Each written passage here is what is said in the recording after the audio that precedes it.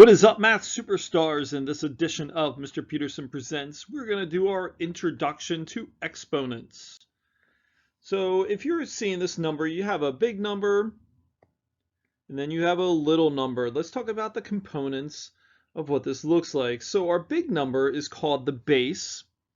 So this is what we are going to use when we multiply.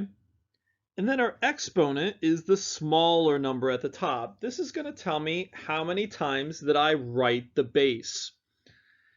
And in exponents, this little exponent of 2 can also be called a power. So if I'm going to say 3 with an exponent of 2, I can actually say this as 3. And then I'm going to say to the power of 2. And so you can see how I started with my base. And then I say to the power of, and then I say my exponent of 2. So here's the way this looks using the math.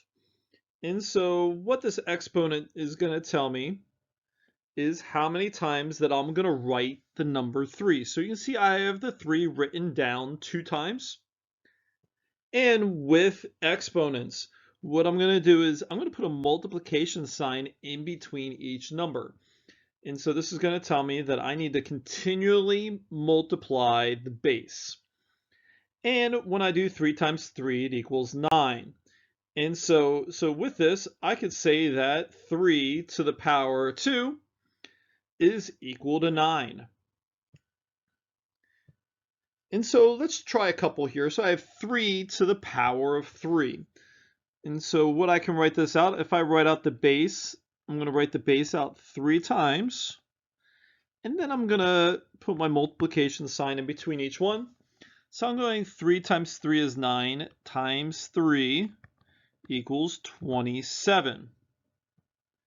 So let's try this one, 3 to the power of 2. So what I'm going to do is I'm going to write my base 2 times, and then I'm going to add a multiplication sign. So 3 times 3 is equal to 9. So now I have 3 to the power of 1. So what I'm going to do is I'm going to write the base. It's telling me I'm going to write the base just one time. And 3 is just equal to 3. And what about 3 to the power of 0?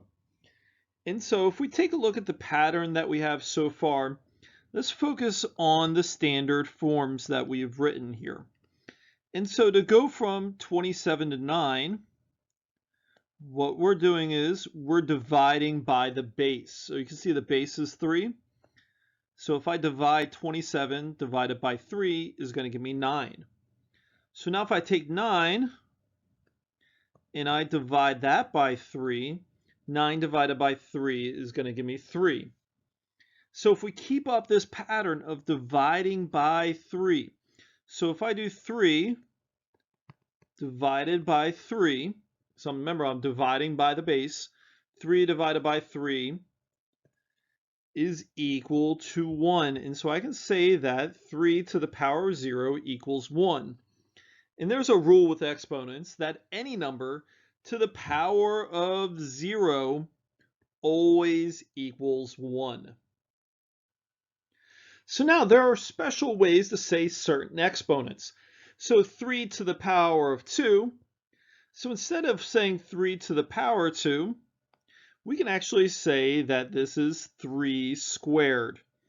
The reason why is that if I was going to draw out a square,